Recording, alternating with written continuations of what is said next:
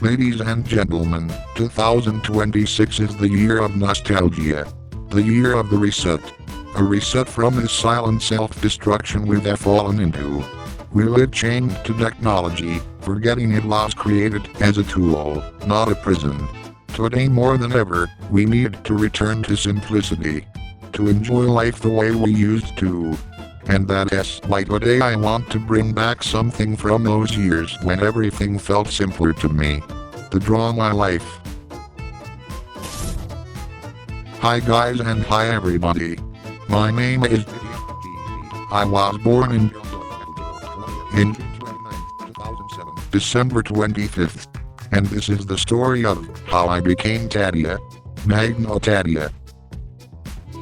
Many stories begin with the birth of the protagonist. But I feel like mine really began in 2022, when I was 15 years old. That was when I met Jay.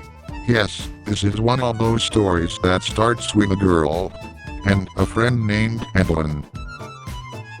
One day, out of nowhere, he said to me, "What if we split the gym membership?" That is how it all started, inspired by him. And being the first time I had ever fallen in love, I decided to start going to the gym. My goal, to reach my best version. But this wasn't my first experience with sports. As a kid, I tried soccer, but I didn't fit in.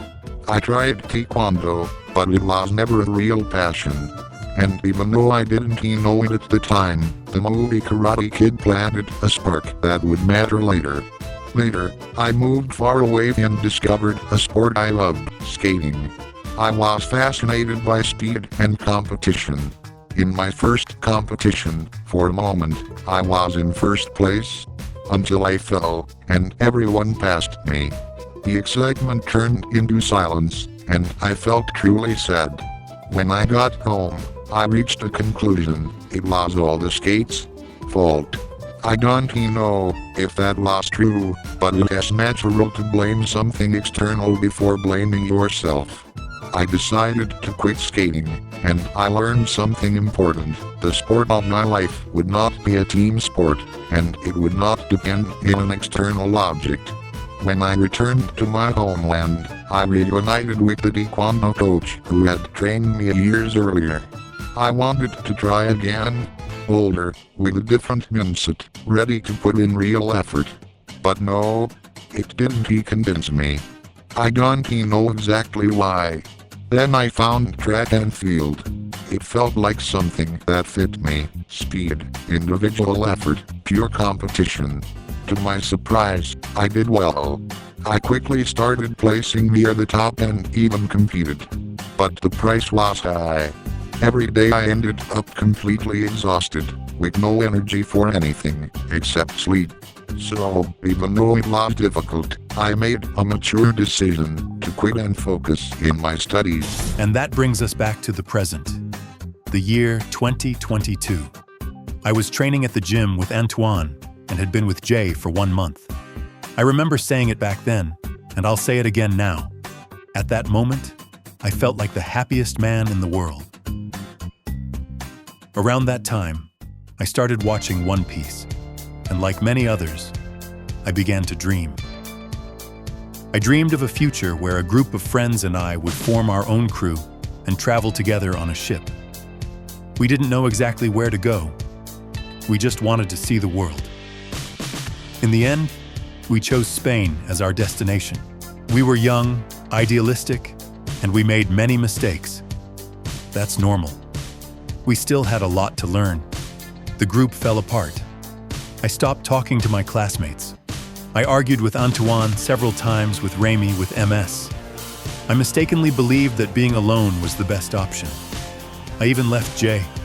I really thought I was Sasuke or something like that. Very emo. I left the gym due to lack of money and started doing calisthenics. I reflected, apologized, fixed things with the group.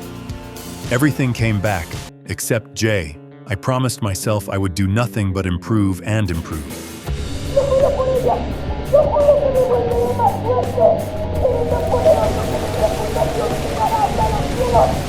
After a few months of training, I discovered Luffy's jet bazooka and I became obsessed. I didn't want to be a Super Saiyan or shoot Kamehamehas. I wanted that punch. One single impact. Straight to the body. Something capable of ending a fight. In my head, that solved everything. So this time, I was the one who proposed an idea to Antoine. What if we fight? In my imagination, it would be an even match. In reality, I was far below the power scale. With my perception of reality completely distorted, I thought I had a chance. Antoine and Alvieri already had experience. They knew how to box. They were stronger. I wasn't. As people would say now, they destroyed me. Or as I would say, I got wrecked. I still liked Luffy's attack and wanted to learn it. I researched a style based on pushing and discovered sumo, but it didn't really interest me and didn't seem like a good idea. So in my plan to catch up to Alvieri and Antoine, I started training with Alvieri. I already had 2 or 3 techniques in my arsenal, but it wasn't enough. They were techniques from different styles, and with that, I couldn't reach my goal. Still, I kept trying. I talked to my school friends about my new obsession with learning how to fight. And although Jornik and Ive weren't at Antoine and Alvieri's level, I was still below all of them. But that didn't discourage me. Little by little, I was improving, at my own pace. That's when I met Juan David and his friend Rafa. Juan David practiced Taekwondo, and watching him fight felt like looking into a mirror of my past. Rafa, on the other hand, didn't seem to know exactly what he was doing, but he commanded respect. I wanted to fight them. Juan David didn't fight seriously without protective gear, but even so, he defeated me easily. And that's when I understood something important. I still didn't know how to fight. Learning random techniques wasn't enough. If I truly wanted to improve, I had to do things the right way. I needed to learn a style, or more professionally, a martial art. I started researching, very superficially. An image on Pinterest, a quick list. Boxing. Only punches. Discarded. Taekwondo. I had already lived it. Not for me. Kickboxing. Punches and kicks. Interesting. But then something else appeared. Muay Thai. Punches, kicks, elbows, and knees. The art of 8 limbs. It had never crossed my mind that fighting could look like that. I didn't think twice. I didn't keep searching. At that moment, I knew it was for me. I started learning on my own, and that made me a little stronger, even though I still had a long way to go. I felt like I was getting closer to the guys. Later, we made a new friend in the group. I don't remember exactly how we met him, but his name was Beto, along with his friend, Juan Miguel Romero, both boxers. We already had Antoine and Alvieri as the group's boxers, so I didn't think much of it. We stayed in touch, but we never had the chance to fight. Then I thought it would be fun to organize a small tournament among our group of friends. We invited several people, but in the end, only 4 of us showed up. Alvieri, Jornik, Juan David, and me. Still, the tournament happened. First, Jornik fought Alvieri. After an intense fight, Alvieri won and advanced to the final. Then it was my turn against Juan David. For different reasons, I ended up advancing, and without expecting it, I reached the final of the first tournament. The final was against Alvieri.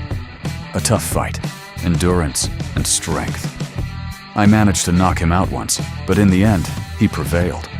And so, Alvieri was crowned champion of the first tournament, the beginning of something that, over time, would become much bigger.